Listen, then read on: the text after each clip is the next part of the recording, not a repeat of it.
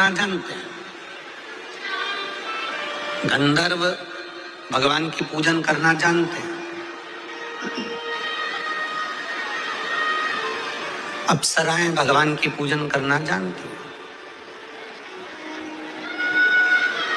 हम आपसे पूछें, कोई भूत भगवान की पूजन करना जानता होगा?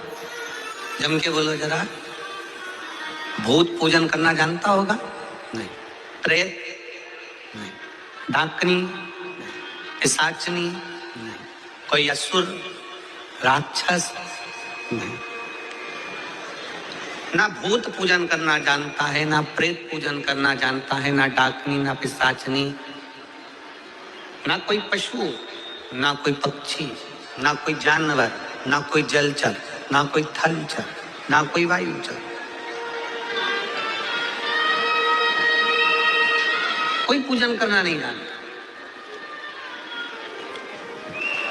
और फिर भी शंकर भगवान के पास में आपको भूत, प्रेत, डाकनी, पिशाचनी बहुत सारे मिलेंगे। आप शंकर जी का स्वरूप का दर्शन करेंगे, शंकर जी के स्वरूप का बारात का दर्शन करेंगे तो उसमें सब कोई मिलेंगे। देवता बहुत पीछे मिलेंगे, पर सारे पशु, पक्षी, नाग, किन्नर, गंधर्व, ये सब भूत, प्रेत सब शिव के करीब मिलेंगे। क्यों? इसलिए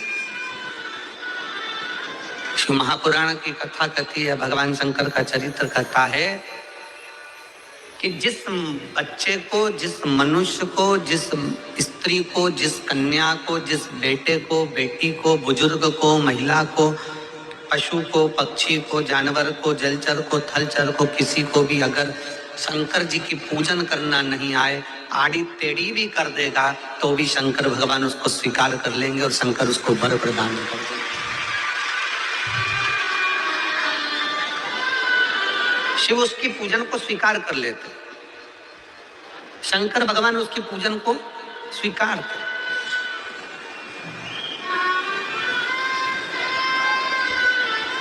कोई दुनिया में आकर तुमसे कह देना कि मैं बहुत बड़ा, मैं इतना विद्वान हूं कि मैं भगवान की पूजन सबसे अच्छी करता हूं।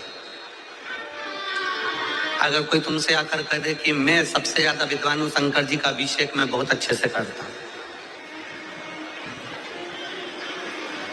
कोई तुमसे आकर कह दे कि मेरी पूजन में कोई कमी नहीं रहती, मैं इतनी अच्छी पूजन करता हूं।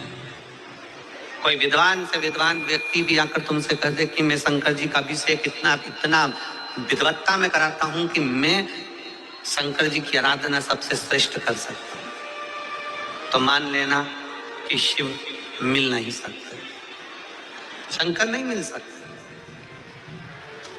शिव जी की पूजन वही स्वीकार है जिस पूजन में थोड़ी सी कमी रह जाए।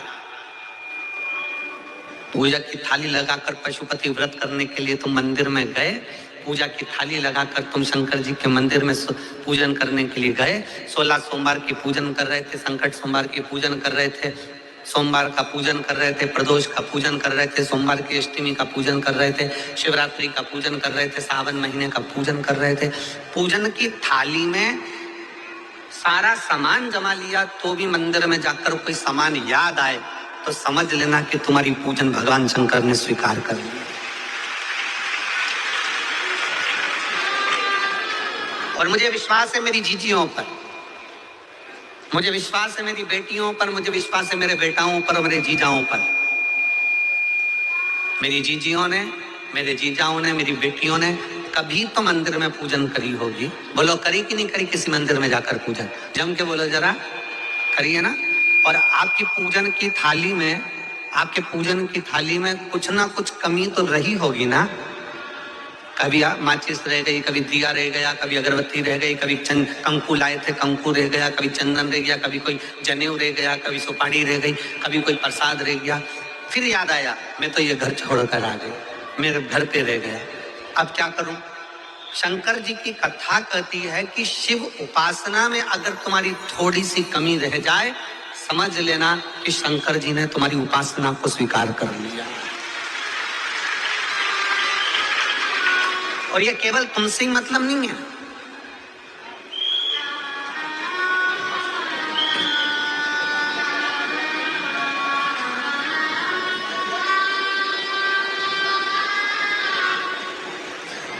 केवल आपसे मतलब नहीं है कि आपकी पूजन में ही, उपासना में कमी रह जाए।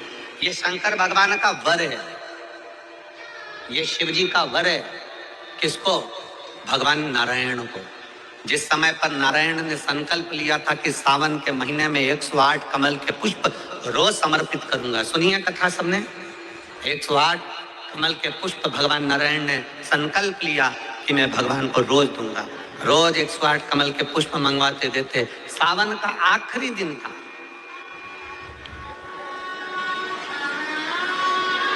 सावन का आखिरी दिन, और सावन के आखिरी दिन भगवान नारायण 108 कमल के पुष्प लेकर भगवान को चढ़ाने के लिए जैसे ही जैसे ही चढ़ाने के लिए बैठे, वैसे ही एक कमल का पुष्प कम रह गया।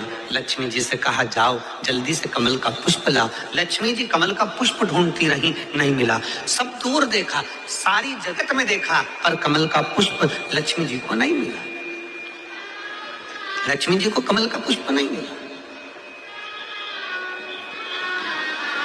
आखिरी में पूजन की थाली में कमल का एक पुष्प कम रह गया। भगवान नारायण ने अपना आंख निकालकर भगवान शंकर को समर्पित कर दिया। क्या निकालकर समर्पित करी? अपनी एक आंख। और जब भगवान ने अपनी एक आंख निकालकर भगवान को समर्पित करी, उस दिन का नियम है, आज तक अगर पूजन की थाली में कोई कमी रह जाती है, पूजन में कोई कमी रह जाती है, तो एक आंख मतलब आखा चावल।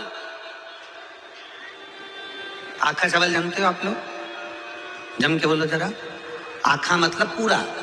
हम आंख तो भगवान को नहीं दे पा रहे इस संसार सागर में, कलिकाल में। एक आंख के बराबर आखा चावल, एक आखा चावल पूरी पूजन होने के बाद शंकर जी को समर्पित कर दो। शिव भगवान नारायण की आंख के बराबर उसको स्वीकार कर दो। भगवान